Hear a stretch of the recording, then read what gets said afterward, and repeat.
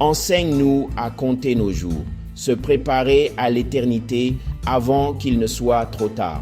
Psaume 90, verset 12, version King James. Mes chers croyants et non-croyants, et si aujourd'hui était votre dernier jour sur terre, seriez-vous prêts à comparaître devant Dieu? La plupart des gens vivent comme s'ils avaient d'innombrables lendemains. Ils planifient leur retraite, leur carrière, leurs vacances et leurs biens, mais ne se préparent jamais à rencontrer leur Créateur. La Bible dit: « Enseigne-nous à compter nos jours, afin que nous appliquions notre cœur à la sagesse. » Psaume 90, verset 12, version King James. Dieu a déjà compté vos jours. La question est: les vivez-vous avec sagesse? Bienvenue à nouveau sur la chaîne, frères et sœurs. Si vous avez faim d'un enseignement centré sur la Bible, qui appelle les croyants à la sainteté, à la repentance et à une marche plus profonde avec Jésus-Christ, pensez à vous abonner et à partager ce message avec d'autres. Le message d'aujourd'hui est l'une des prières les plus solennelles que l'on trouve dans les Écritures. Moïse, le serviteur de Dieu, a prié: « Enseigne-nous à compter nos jours, afin que nous appliquions notre cœur à la sagesse. » Remarquez ce qu'il n'a pas prié. Il n'a pas demandé une vie plus longue. Il n'a pas demandé la richesse. Il n'a pas demandé l'influence ou le succès terrestre. Il a demandé à Dieu la sagesse de vivre chaque jour avec l'éternité en vue. Beaucoup de gens comptent leur argent, d'autres comptent leurs abonnés, certains comptent leurs réalisations, mais très peu s'arrêtent pour considérer que chaque lever de soleil les rapproche d'un jour de leur comparution devant Dieu. La Bible nous dit que la vie est un don, mais c'est aussi une gérance. Chaque heure, chaque occasion et chaque souffle nous ont été confiés par le Seigneur. La question n'est pas simplement combien de temps nous vivrons. La question est: comment vivrons-nous? 1. Dieu a déjà compté vos jours. L'expression « compter nos jours » nous rappelle que nos vies ne sont pas le fruit du hasard. Dieu connaît le nombre exact de jours que chacun de nous vivra. Rien ne le surprend. David a déclaré, Psaume 139, verset 16, version King James: « Tes yeux ont vu ma substance informe, et dans ton livre tous mes membres étaient écrits, lesquels en continu furent formés alors qu'il n'y en avait aucun. » Avant que vous ne preniez votre premier souffle, Dieu connaissait chaque jour de votre vie. Cette vérité devrait nous humilier. Nous vivons souvent comme si nous contrôlions demain. Mais l'Écriture nous rappelle que demain appartient à Dieu. 2. La vie est courte. La Bible nous rappelle sans cesse que la vie est brève. Jacques écrit, Jacques 4, verset 14, version King James. « Car qu'est-ce que votre vie? Elle est même une vapeur qui paraît pour un peu de temps, puis disparaît. Une vapeur, visible un instant, disparue en un clin d'œil. » David écrit, Psaume 103, versets 15 à 16, version King James. « Quant à l'homme, ses jours sont comme l'herbe, comme une fleur des champs, il fleurit, car le vent passe sur elle et elle n'est plus, et le lieu où elle était ne la connaît plus. » Ésaïe déclare, Ésaïe 40, verset 8, version King James. « L'herbe sèche, la fleur se fane, mais la parole de notre Dieu demeure éternellement. » Tout ce qui nous entoure nous rappelle que la vie sur terre est temporaire. Chaque enterrement, chaque nécrologie, chaque cimetière, chaque cheveu gris, chaque anniversaire, ils murmurent tout le même message: votre temps est limité. Pourtant, beaucoup de gens vivent comme si la mort, n'appartenait qu'à quelqu'un d'autre. 3. La plus grande tromperie est de penser qu'il y aura toujours un demain. L'un des mensonges les plus efficaces de l'ennemi est celui-ci. Tu as tout le temps. Je me repentirai plus tard. Je me consacrerai sérieusement à Dieu un jour. J'obéirai après avoir accompli mes propres projets. Mais la parole de Dieu ne promet jamais demain. Jacques nous avertit. Jacques 4, versets 13 à 15, version King James. Allez maintenant, vous qui dites, aujourd'hui ou demain, nous irons dans telle ville, nous y resterons 1 an, nous y ferons du commerce et nous gagnerons de l'argent. Vous qui ne savez pas ce qui arrivera demain. Car qu'est-ce que votre vie? Elle est même une vapeur qui paraît pour un peu de temps, puis disparaît. Au lieu de cela, vous devriez dire, si le Seigneur le veut, nous vivrons et ferons ceci ou cela. Jésus a raconté la parabole du riche insensé. L'homme amassait des trésors terrestres et se félicitait de sa prospérité. Mais Dieu dit, Luc 12, verset 20, version King James, « Insensé, cette nuit même ton âme te sera redemandée. » Il s'est préparé pendant de nombreuses années sur terre. Il ne s'est jamais préparé pour l'éternité. Beaucoup de gens aujourd'hui font la même chose. 4.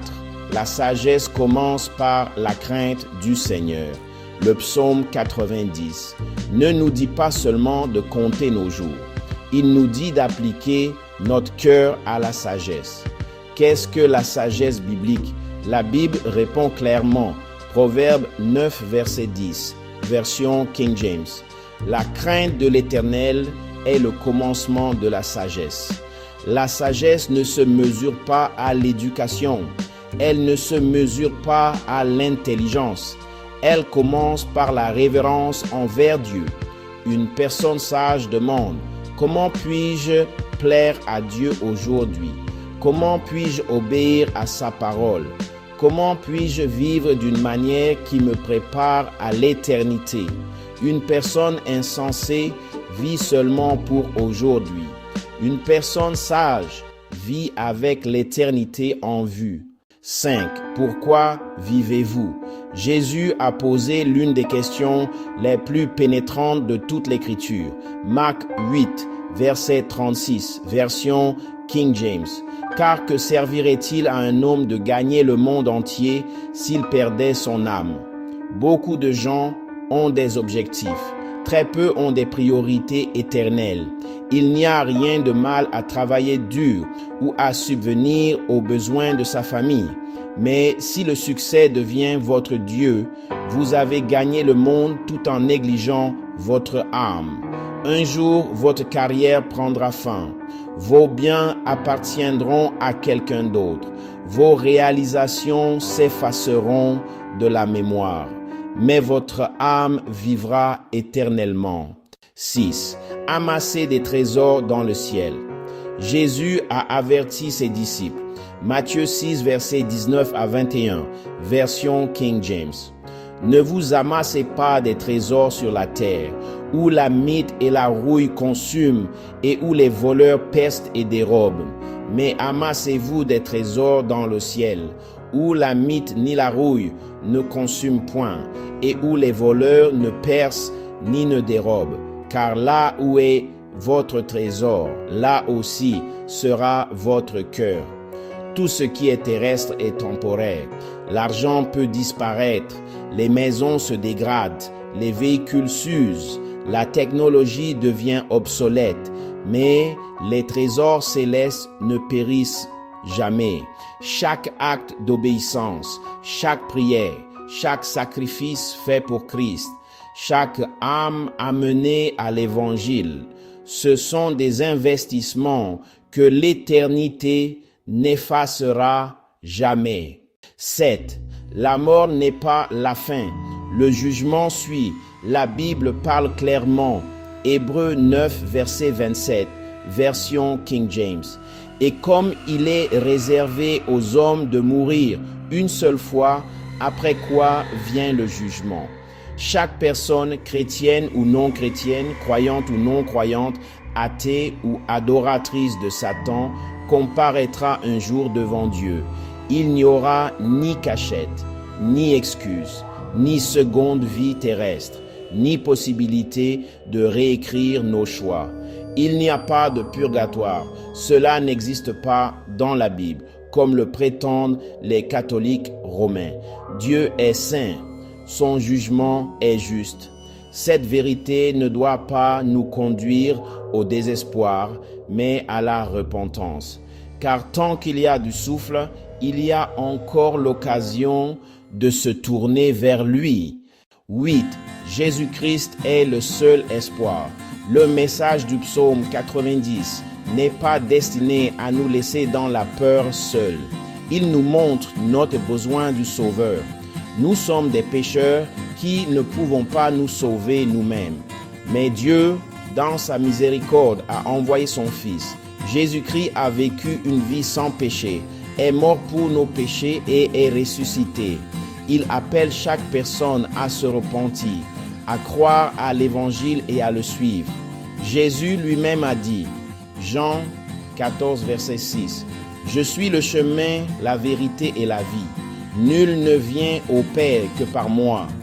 Il n'y a pas d'autre sauveur, pas d'autre chemin vers le Père. Jésus est le seul chemin. » 9. La sainteté n'est pas facultative. Beaucoup de gens croient qu'ils peuvent revendiquer Christ tout en continuant à vivre dans le péché impénitent. L'Écriture appelle les croyants à la sainteté. 1 Pierre 1, versets 15 à 16, version King James. Mais comme celui qui vous a appelé est saint, vous aussi soyez saints dans toute votre conduite, car il est écrit, « Soyez saints, car je suis saint. » La sainteté n'est pas facultative. C'est l'appel de tout disciple de Christ. Cela ne signifie pas la perfection sans péché par nos propres forces. Cela signifie une vie marquée par la repentance, l'obéissance et la dépendance à la grâce de Dieu. Dieu ne se moque pas. Nous ne pouvons pas vivre pour le monde 6 jours par semaine et nous attendre à être prêts à le rencontrer sans un cœur qui se tourne continuellement vers lui.